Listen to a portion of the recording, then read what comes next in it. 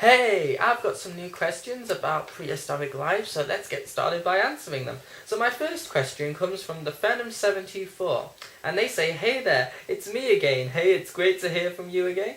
And they say, "What's up?" It's good at the moment, thanks for asking. And their question is, "I have a theory hypothesis about how hadrosaurs could be mummified. It might seem silly, but it's just a theory hypothesis.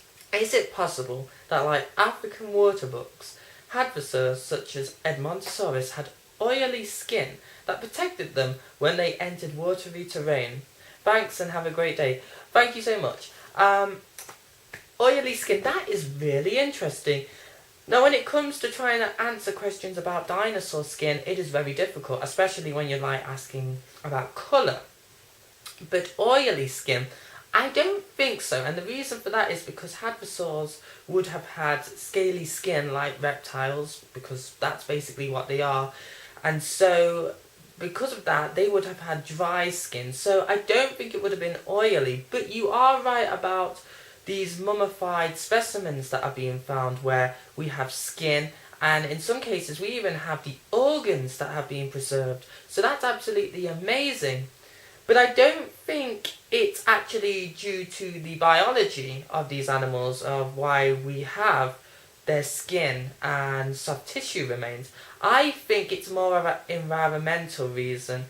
Now, to actually have these remains to actually be preserved from fossilization means that 1 out of 3 things has to be cut off to stop bacteria from decomposing a dinosaur's flesh. One thing that bacteria need is a food source, and of course the carcass is the food source, so that obviously isn't the thing that's stopping the bacteria from decomposing the flesh. A second thing bacteria need is water, and of course fossilization generally happens in very wet areas where animals are covered by sediment that is brought along by water. And so it is unlikely, in my opinion, that it is probably water that is being cut off that is preventing bacteria from decomposing hadrosaurs and other dinosaurs where we have their flesh preserved in fossils.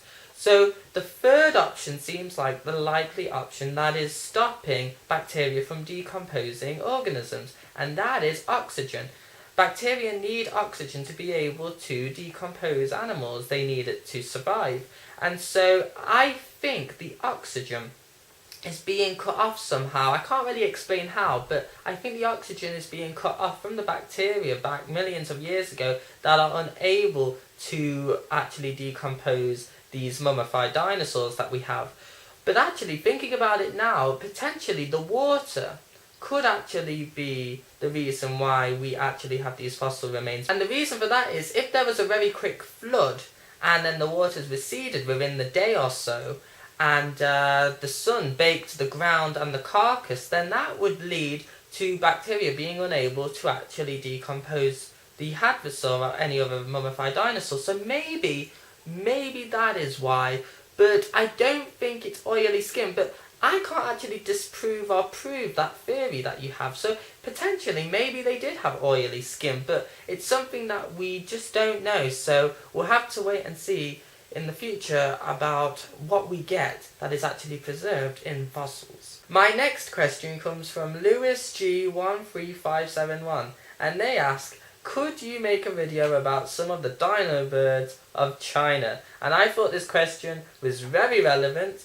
because a new dinosaur has been found and loads of people have been telling me about it. It is Yutyrannus, and this is pretty amazing. Yutyrannus is the biggest theropod dinosaur that has been found so far with preserved feathers. It is absolutely amazing. Now, I've seen a bit of a debate going off where some people think that it might actually be a relative of the Carcharodontosaurs, but a lot of people actually think no, this is a Tyrannosauroid. So this is an ancestor of Tyrannosaurus rex, and that is a very big thing because some paleontologists are now having to rethink, okay, did T-Rex have feathers? Now, did Tyrannosaurus rex have feathers? Well, it's hard to tell, but considering that the environment was warm that T-Rex lived in, and that this is a very big animal, I'm not so sure about the adults having a full body covering of feathers, but I would probably definitely think that the juveniles definitely had feathers.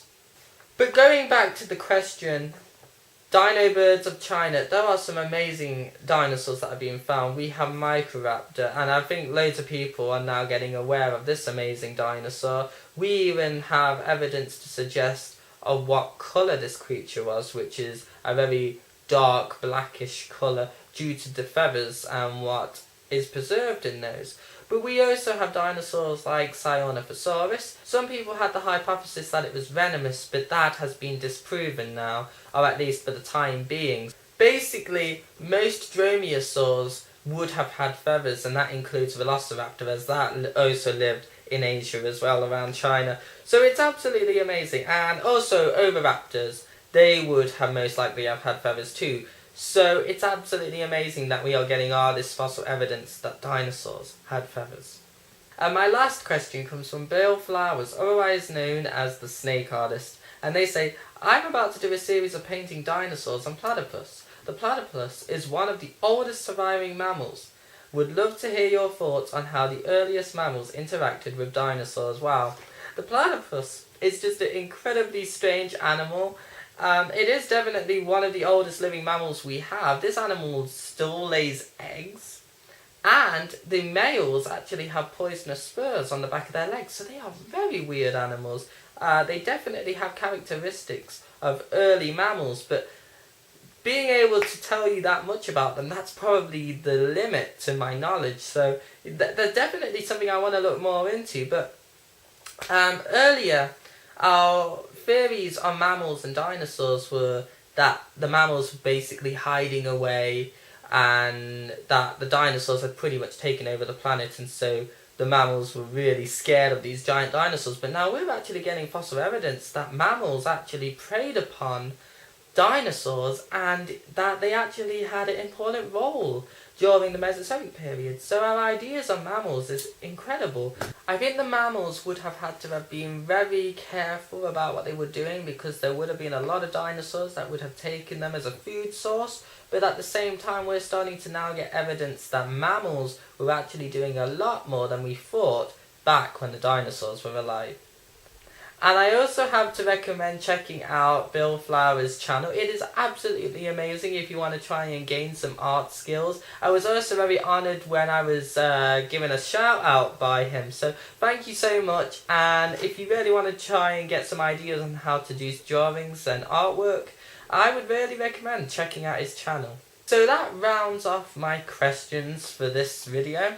I just thought I would leave a little bit of a heads up too. In a few days time, I'm actually planning on doing a voice acting video, and I know that I have done random videos in the past and people have said, okay Ryan, why is this here? So I thought I would just let you guys know that I am planning a voice acting video. So if you want to watch it and actually laugh at me making some interesting voice sounds, you can, but if you're not interested, I thought I would just let you know. So I think that's everything, and I'll see you guys later for more videos. I'll see you soon.